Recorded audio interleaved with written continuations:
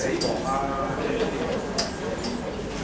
定係咧即係我哋都會好似大多數呢、個唔係淨係中國人嘅世界性嘅，即係都唔係好想講關於死啊嗰啲嘢㗎，甚至咧連開口都盡量少個死嗰個字啊呢啲㗎。中國人更加啦，係咪啊？即係過年一定唔可以講呢個字啊，會唔會啊？都會㗎，係咪？即係我哋都有啲避忌咧，好似講呢個就算我哋信得主嘅，我都覺得好似唔係好，即係唔好講埋呢啲咁嘅嘢啦。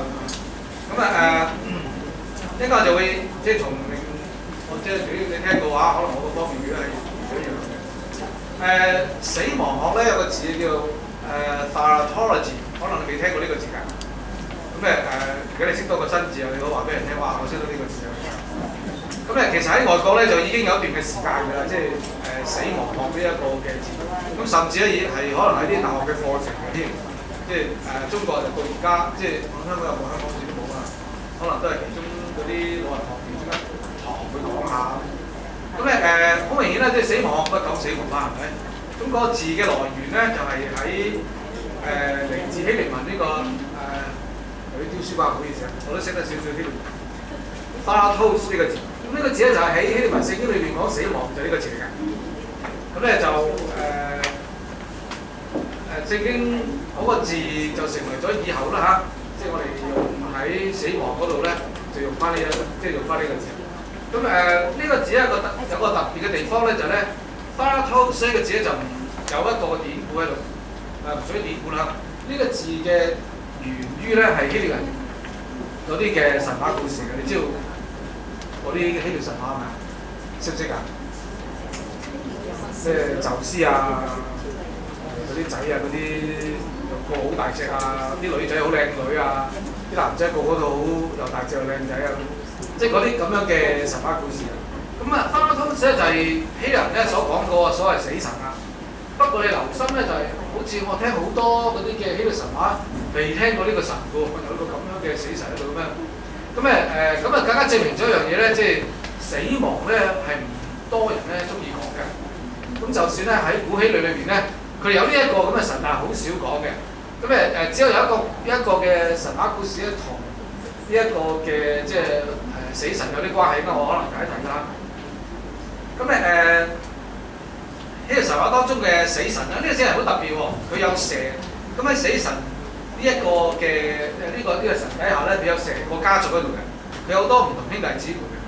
咁喺講到兄弟姊妹嘅時候，你就發覺到咧，即係神話還神話啦。咁嗱，神話故事咧，其實都會咧同我哋生活上有關係，同埋反映咗咧某一啲我哋現實生活呢個情況嚟嘅。你知唔知啊？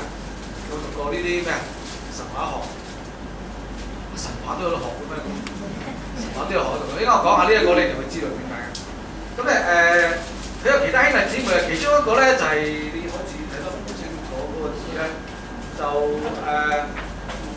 希臘文啦嚇，希臘文Gerounos，咁咧就頭嗰個字係支字嚟嘅嚇。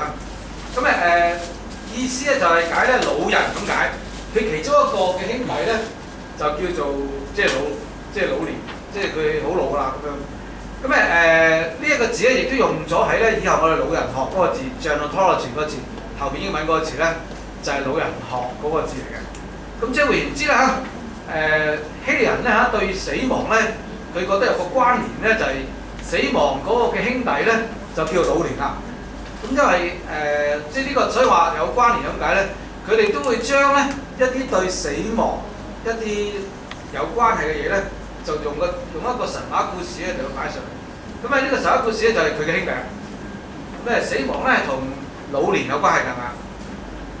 呢個好清楚啦。咁佢仲有好多其他兄弟姊妹喎，包括咗啲乜嘢咧？咁逐個睇下啊。咁佢仲有一個咧就叫受苦嘅，死亡係咪好痛苦㗎？有啲人話係。我教會有個姊妹咧，佢嘅先生都過咗身成20幾年㗎。佢嘅先生都係信耶穌嘅。佢話有一晚咧食完飯之後咧，佢個先生就返房就瞓覺。咁佢瞓覺之前咧就祈禱㗎。咁佢嗰晚就跪喺床度祈禱。咁因為佢哋分咗房，即係大年紀分咗房好耐啦。咁佢就冇理到佢啊。咁嗰個我哋個姊妹就自己翻入房瞓。第二朝早啦嚇，佢即係睇啲老公咧，見到老公仲跪喺度祈禱。其實嗰晚佢已經神接咗佢走，痛唔痛苦啊？話鬼佬神接走佢幾好啊！即係一路祈禱咁你接走咗佢啊！咁係咪真係痛苦咧？咁不過有人就覺得咧嚇，即係死亡係同痛苦啊、受苦係有關係嘅。咁另外咧嚇，佢有個兄弟咧叫做毀滅嘅，咁呢個更加大家容易明啦嚇，即係哇死亡就會破壞晒一切嘅嘢啦。佢人生咧嚇，佢人即係在世佢有嘅所有嘅嘢，喺人一死就點啊？咩都冇啦，係咪啊？香港就好多例子啦，就算佢有咧，結果就俾啲仔女點啊？個仔幫佢敗咗佢啊，或者個仔而家要先爭咗先咁所以咧嚇死亡俾人睇到一樣嘢就係係一種嘅毀滅嘅嘢嚟嘅。咁所以個兄弟叫毀滅喎。咁另外就有個兄弟叫欺騙嘅。死亡點欺騙嘅咧？咁呢個同咧死亡呢一個嘅即係希臘嗰啲嘅神咧，佢其中一個古仔有關係。咁我相信咧嗰啲外國人講嘅死神咧就個意念咧都係同即係呢個希臘嘅死神一樣嘅。咁但係當人死嘅時候咧嚇，咁呢一個嘅宙斯就派死神咧就去收佢靈魂㗎啦。咁當時喺地上有另外一個咧神咧就叫做有呢個地上嘅英雄啦嚇，叫 Sisyphus。你唔好理佢邊個啦。咁當佢就夠日子嘅時候咧，咁宙斯就派呢個嘅死神嚟即係收佢嘅靈魂啦。咁但係呢一個嘅 Sisyphus 咧，佢就好聰明嘅，佢用方法就咗呢個死神咧，就咗佢一間嘅密室嗰度就鎖住佢。結果咧佢就唔使死住，即係呢個Sisyphus。咁於是乎咧嚇。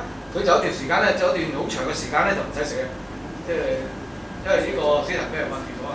直到咧另外一個嘅神咧就放翻死人出嚟咧，就要攞咧呢一個嘅 Sisyphus 嗰個命啦嚇。咁於是乎咧，呢次冇啦，呢次就冇得佢啦嚇，咁就俾人捉咗翻去地府啦嚇。咁宙斯就好嬲啦嚇，即係你本來死咗好耐㗎啦，你咗個死神咧，就唔可以即係。喺嗰陣時攞你命，咁而家攞你命我就要懲罰翻嚟，死都要再懲罰佢。咁點懲罰佢咧？咁佢要佢喺個高山上邊咧，就喺個山腳咧，就日日咧就要拱個大石頭上山，一個好巨型嘅石頭，日日都要拱上去。好啦，咁到山頂咪冇咯，唔係，拱到山頂之後，第二日咧，宙斯就將個石頭拱翻落去，即係山腳。第二日佢再嚟講，就日日咧都係拱嘅石頭。咁呢個真即係一個好著名嘅即係希臘嘅神話嚟嘅，咩意思你自己諗下，有咩好特別嘅意思？咁所以咧喺呢一個嘅死神嘅兄弟姊妹裏面有個咧，原來係叫欺騙嘅。咁就因為咧可能以色列人呢個希臘人嘅睇法就係日日都唔好想死啊，咁點樣得過個死神咧？咁樣呢個係一個諗法啦。咁另外咧就係責怪啦，怪責啦，怪責英文個 blame 嗰個字，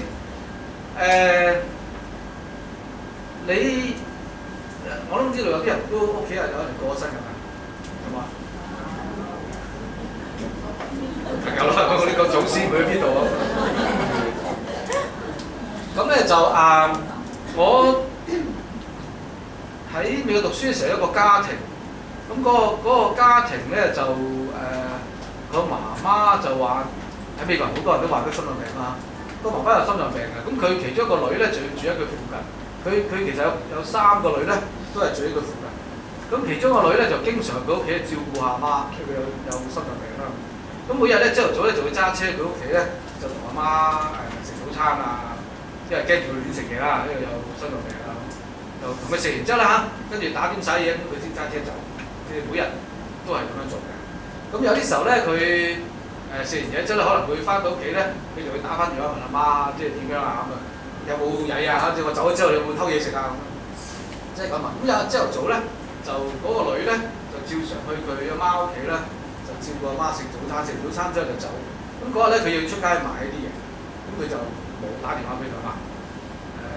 就然之後咧，佢忙咗成日，咁佢都冇再聯絡媽。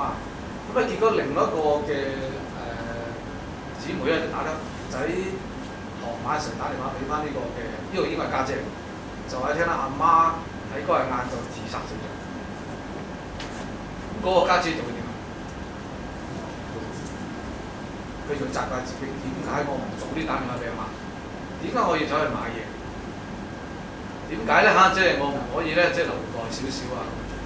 有啲時候咧嚇，人都有一種即係有啲當有個親戚過身嘅時候咧，你唔多唔少都要責怪下自己。即係如果我咁咪好咯。如果我早啲帶佢睇醫生咪好咯。如果我當日唔係咁樣去咁對佢，咁咪幾好咯。我哋唔多唔少咧都有啲責怪自己咁，所以我諗希臘人都有個同樣嗰個經歷。當人過咗身嘅時候咧，我哋就會出現一啲咧，即係我哋自己責怪自己嘅啲，唔多唔少啊。有啲時候就會好強嘅，啲衰仔啦嚇，即係唔孝順嗰啲咧，就更加會咩？就會責怪自己啦嚇，即係覺得點解阿媽喺度嘅時候我唔好對阿媽，而家咩？可以即係再孝順阿媽，咁責怪自己咯。咁所以佢有一個嘅呢個責怪呢個